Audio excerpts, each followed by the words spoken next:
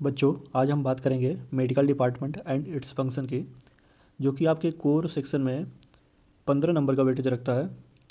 तो चलते हैं इसके बारे में जानते हैं क्या है और कैसे वर्क करता है। तो भारत सरकार जो स्वास्थ्य सेवाएं चलाती थी, उसकी जानकारी लेने के लिए भारत सरकार बीच बीच में कुछ समिति का जो आयोजन करती थी, जिससे उन्हें उसके बारे में रिपोर्ट तैयार करने के लिए कहती थी। तो उसी में सबसे पहली जो समिति का जो भारत सरकार ने संगठित किया था, उसका नाम था भोरे समिति। ठीक, तो ये जो समिति थी, इसकी स्थापना जो की गई थी वो 1943 में इसकी स्थापना की गई थी। भारत सरकार द्वारा 1943 में इसकी स्थापना की गई। यह भारत सरकार की स्वास्थ्य नीति का आकलन करने के लिए अपनी रिपोर्ट 1946 में सौंपा।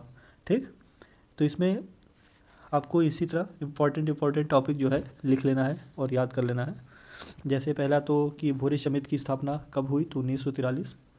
और इसने जब अपनी इस रिपोर्ट सौंपी तब कौन सी डेट थी, 1946। ठीक, फिर अगली समिति देखते हैं।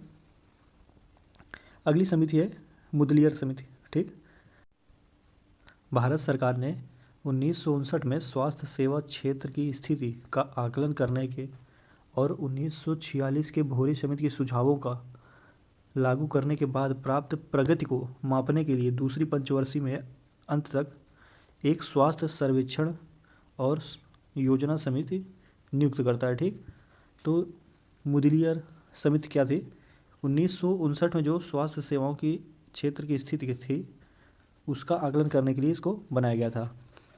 तो इस समिति के अध्यक्ष जो थे डॉक्टर, उनका क्या नाम था, डॉक्टर A.L.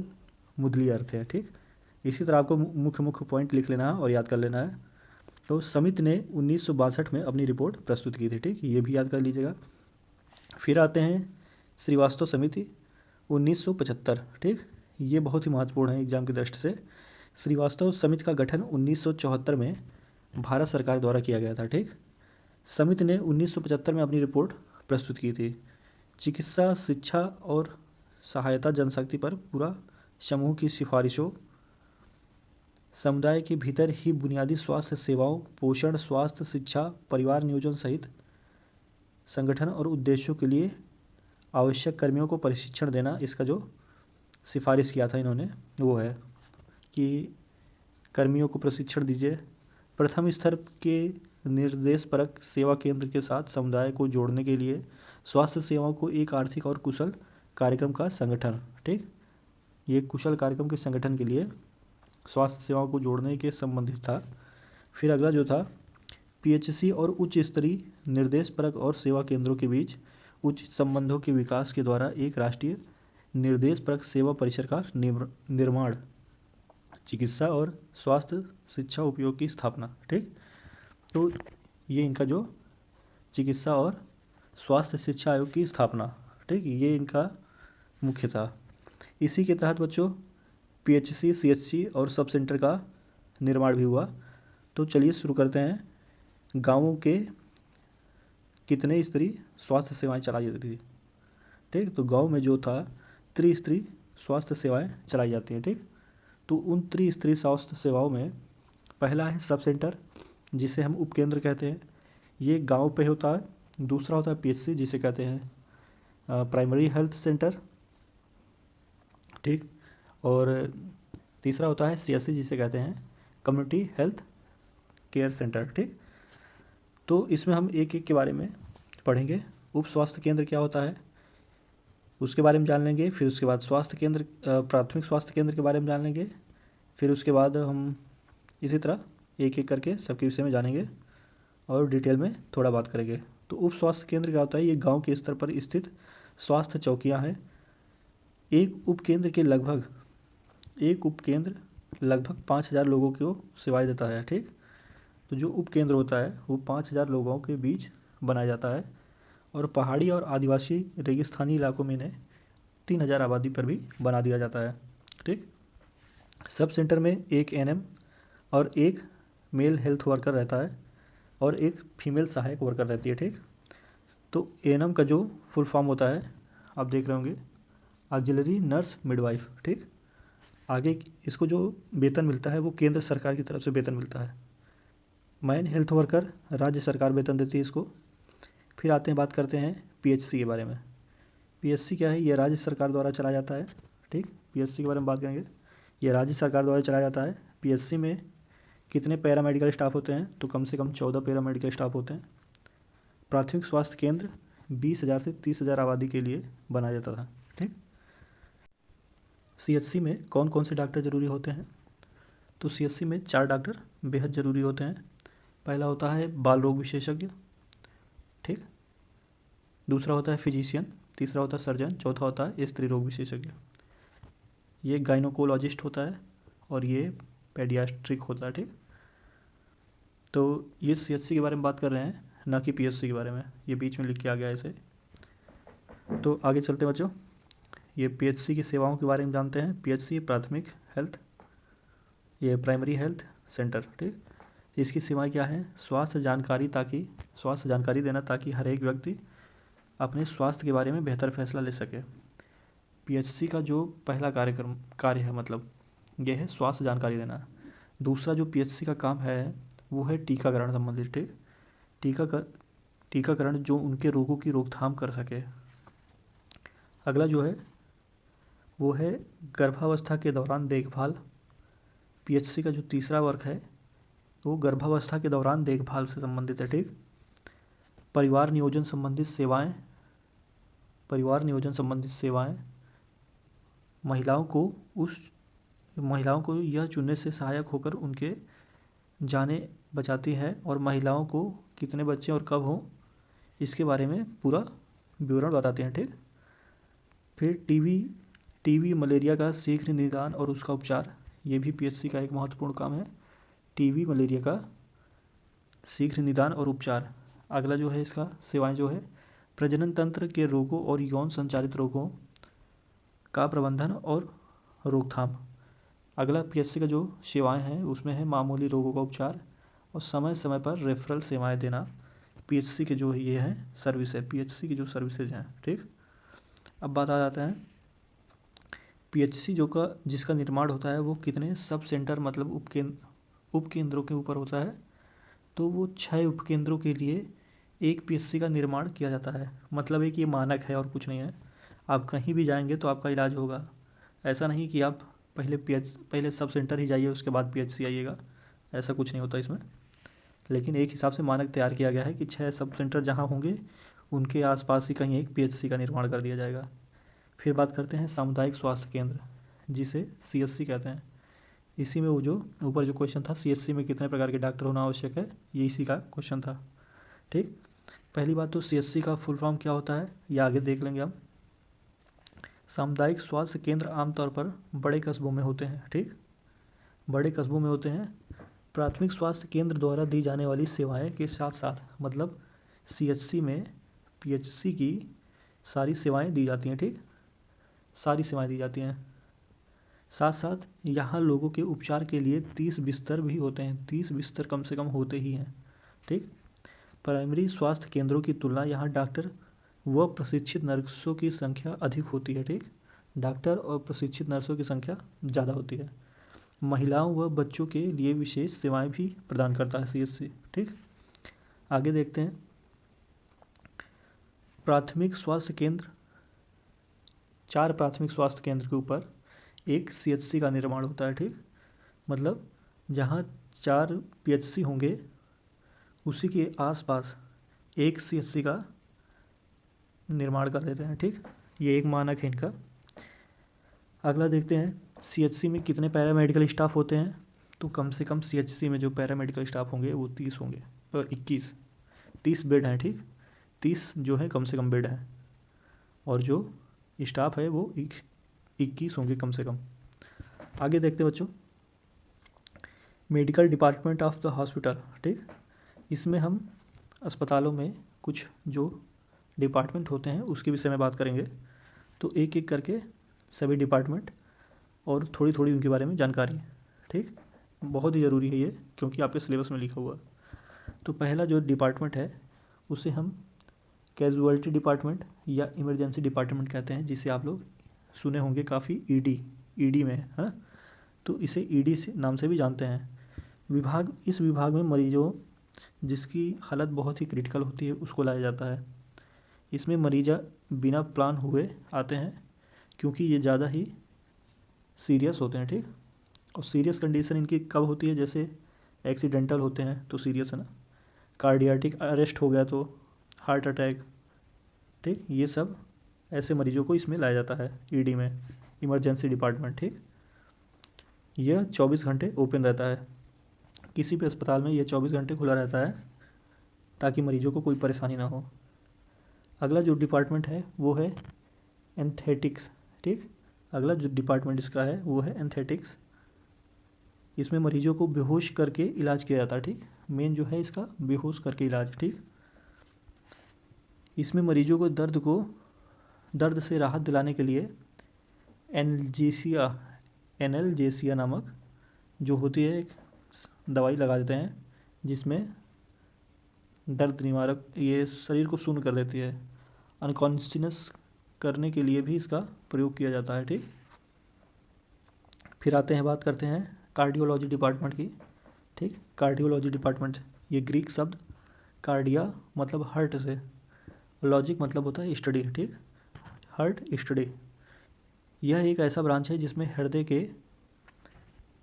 के डिसऑर्डर के साथ साथ सर्कुलेटरी सिस्टम से संबंधित डील किया जाता है। अगला जो है इंटेंसिव केयर यूनिट, ठीक। जो डिपार्टमेंट अगला है ये इंटेंसिव केयर यूनिट है जिसे हम आईसीयू कहते हैं। आईसीयू के बारे में आपने बहुत ही सुना होगा, ठीक। इसमें क्रिटिकल केयर यूनिट होता है, ठीक। इसे इंटेंसिव केयर यूनिट के नाम से भी जाना जाता है। Medical department of the hospital में बहुत ही महत्वपूर्ण होता है। अगर मरीज की स्थिति बहुत ही हाई रिस्क पर है तो इस केस में मरीजों को इमरजेंसी डिपार्टमेंट आईसीयू में भर्ती कराया जाता है। जो अगला डिपार्टमेंट है वो है गेरियाटिक्स, ठीक। इसमें क्या होता है, इसमें बूढ़े लोगों के लिए स्पेशली डिपार्टमेंट है। इसका मुख्य जो उद्देश्य होता है बूढ़े लोगों के रोग और अपंगता से संबंधित समस्याओं को ध्यान देने के लिए इसको बनाया गया है, ठीक।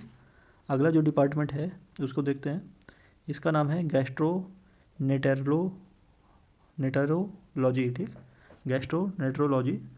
तो इसमें डाइजेस्टिव सिस्टम, पाचन प्रणाली और इसके डिसऑर्डर से संबंधित समाधान समस्याओं को किया जाता है, ठीक। अगला जो डिपार्टमेंट है उसका नाम है जनरल सर्जरी। जनरल सर्जरी में सर्जिकल स्पेशलिस्ट को कुछ मुख्य रूप से पेट से संबंधित विषय वस्तु पर उपचार किया जाता है, ठीक। अगला जो है गायनोकोलॉजी जो होता है स्त्री संबंधित होता है, ठीक।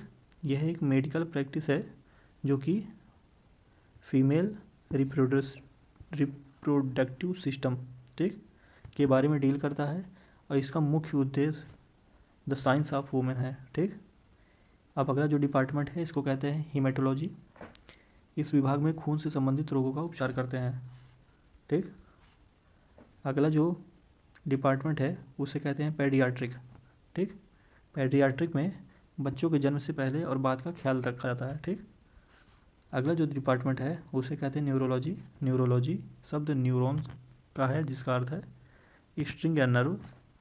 इसमें इसी से संबंधित नर्व सिस्टम डिसऑर्डर से संबंधित इलाज किया जाता है, इसका अध्ययन किया जाता है। फिर है ऑप्थेल्मोलॉजी में यह एक शाखा है जो आँख के डिसऑर्डर को रोकथाम, निदान, उपचार से संबंधित है, ठीक। अगला जो है यूरोलॉजी। इस डिपार्टमेंट में पुरुष और स्त्री के पेशाब से संबंधित समस्याओं को इलाज किया जाता है, ठीक। ये है आउट पेशेंट डिपार्टमेंट जिसे ओपीडी कहते हैं, बहुत इंपॉर्टेंट है, इसको याद रखिएगा। इसका फुल फॉर्म भी याद रखिएगा, वो भी पूछ लिया जाता है कभी कभी। आउट पेशेंट डिपार्टमेंट, इसमें क्या होता है, हॉस्पिटल का एक ऐसा विभाग है जो मरीजों के कुछ ही देर में इलाज करके दिनों दिन अस्पताल के बाहर आते हैं, ठीक। उसके बाद अगला डिपार्टमेंट है इम पेशेंट डिपार्टमेंट जिसे आईपीडी कहते हैं, ठीक, आईपीडी। इसमें मरीज क्रिटिकल स्थिति में आता है, जैसे मरीजों की मृत्यु का भी चांस बढ़ जाता है, ठीक। फिर बात करते हैं जो क्वेश्चन अगला है, विश्व स्वास्थ्य दिवस कब मनाया जाता है। तो विश्व स्वास्थ्य दिवस जो है 7 अप्रैल को मनाया जाता है। कम्युनिटी क्या होता है, कम्युनिटी क्या होता है, कम्युनिटी प्रिवेंशन क्या होता है, इसके बारे में जान लेते हैं। कम्युनिटी का जो अर्थ होता है वो होता है समुदाय, ठीक, समुदाय होता है कम्युनिटी का अर्थ। एक ही क्षेत्र में रहने वाले व्यक्तियों के समूहों को कम्युनिटी कहते हैं, ठीक। कम्युनिटी प्रिवेंशन क्या होता है, उस क्षेत्र विशेष के स्वास्थ्य सुधार या उससे बचाव को कहते हैं कम्युनिटी प्रिवेंशन, ठीक। लेवल ऑफ प्रिवेंशन क्या होता है, कितने प्रकार के होते हैं। तो लेवल ऑफ प्रिवेंशन 3 स्तर का होता है, ठीक। प्राथमिक रोकथाम, माध्यमिक रोकथाम और तृतीयक रोकथाम। प्राथमिक रोकथाम में क्या होता है, रिस्क फैक्टर बहुत ही कम होता है, ठीक। सेकेंडरी में रिस्क फैक्टर बढ़ जाता है, टर्सरी में बिल्कुल पीक पे होता है। तो जो प्राथमिक रोकथाम है इसमें क्या करते हैं, इसमें हम लोगों को सजग करते हैं, ठीक, लोगों को जागरूक करते हैं प्राथमिक रोकथाम में, ठीक। अगला जो देखते हैं, हाँ ये बहुत इंपॉर्टेंट है एग्ज़ाम को देखते हुए, क्योंकि यूपी एनएचएम के और भी एग्ज़ामों में डस्टबिन संबंधित कई बार क्वेश्चन पूछ लिए जाते हैं, ठीक। तो अस्पताल में प्रयोग किए जाने वाले डस्टबिन कितने प्रकार के होते हैं, ठीक। तो ये कई प्रकार के होते हैं, जिसमें से कुछ नीचे दिए हुए हैं और उसमें किस प्रकार के जो वेस्टेज हैं। पहला जो डस्टबिन है वो है सफ़ेद डस्टबिन, ठीक। सफ़ेद डस्टबिन का जो कोड है 86L, ठीक, 86L वाइट डस्टबिन। तो इसमें क्या फेंका जाता है, वो फेंकी जाती है needle, scalp, types of blade और लैंसेट, एनपी निडल्स और वेरीफ्लोन स्टिलेटल, ठीक। मतलब इसमें जो है अधिकतर नुकीले सामान ही फेंके जाते हैं वाइट डस्टबिन में, ठीक। अगली जो डस्टबिन है उसे कहते हैं रेड डस्टबिन। इसका जो कोड है 31L है, ठीक। इसमें सिरेंज फेंकी जाती है जिसमें ब्लेड नहीं लगी होती, ठीक, और ट्यूब्स और रिले ट्यूब्स फेंकी जाती हैं, ग्लव्स फेंके जाते हैं, यूरोबैग्स फेंके जाते हैं। तो मतलब ये जो रेड डस्टबिन है इसमें प्लास्टिक संबंधित सामान ही फेंका जाता है, ठीक। वाइट में क्या फेंका जाता था, वाइट में नुकीले सामान, ठीक, नुकीले सामान, और रेड में जो है वो प्लास्टिक संबंधित सामान फेंके जाते हैं, इसका कोड है 31L। अगला जो डस्टबिन है वो है नीला डस्टबिन। नीला डस्टबिन का जो कोड है 52L। सभी कांच के बॉटल्स और कांच के सामान नीले डस्टबिन पे फेंके जाते हैं, ठीक। अगला जो डस्टबिन है उसका नाम है पीला डस्टबिन, जिसका कोड है 44L, ठीक। इसमें पीले डस्टबिन में जो है ह्यूमन बॉडी के जो वेस्ट ऑर्गन होते हैं उनको फेंका जाता है, ह्यूमन बॉडी पार्ट्स फेंके जाते हैं, एनिमल बॉडी पार्ट्स फेंके जाते हैं और उसके ऑर्गन फेंके जाते हैं, ठीक। और इसमें जो हो blood stand cotton and pads, ठीक, जो खून से लथे हुए कपड़े होते हैं और पैड्स होते हैं उनको फेंका जाता है। एक्सपायर्ड मेडिसिन को भी इसी में फेंका जाता है और ब्लड बैग्स को भी इसी में फेंका जाता है। मास्क, ग्लव्स और एप्रॉन को भी, एप्रॉन क्या होता है, जो डॉक्टर कपड़े पहनते हैं उसको एप्रॉन कहते हैं। कैप्स जो टोपी लगाते हैं ना, कैप्स उनको कहते हैं, और डॉक्टर के मास्क, ये सब इसमें फेंके जाते हैं। तो ये येलो बैग में फेंके जाते हैं, ठीक, येलो डस्टबिन पे इनको 44L पे फेंकते हैं, ठीक। तो ये काफ़ी बार आपके एग्ज़ाम में पूछ लिया जाता है कि पीले डस्टबिन का कोड क्या है, पीले डस्टबिन में कौन कौन सी चीज़ें फेंकी जाती हैं। पूछ लेगा अचानक से कि जो एप्रॉन है, एप्रॉन किस डस्टबिन पे फेंका जाता है, ठीक। तो ये आपको बताना पड़ेगा, इसका ऑप्शन में दे देगा कि लाल, हरी, नीली, पीली कौन सी डस्टबिन फेंकते हैं। फिर अगला देख लेंगे, तो अगला है काला डस्टबिन। काला डस्टबिन क्या है, इसका कोड है 61L, ठीक। तो कोड भी याद कर लीजिएगा, कोड भी पूछा जाता है।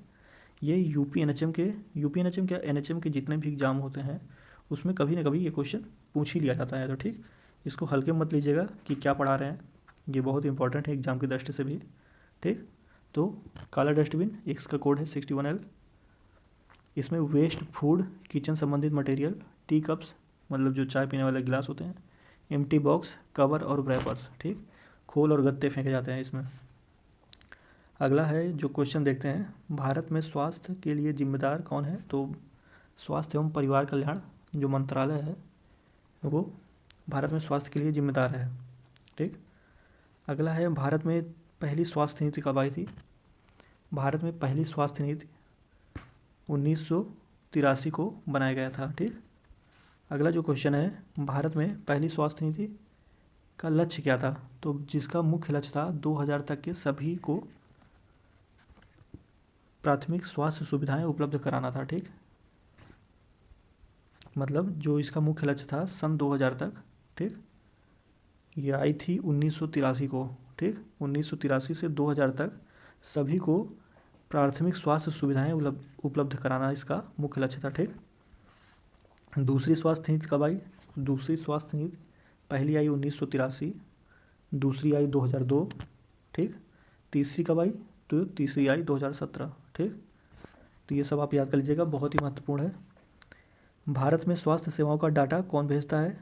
तो ministry of health and family welfare, इसको कहते हैं स्वास्थ्य और परिवार कल्याण मंत्रालय। ठीक।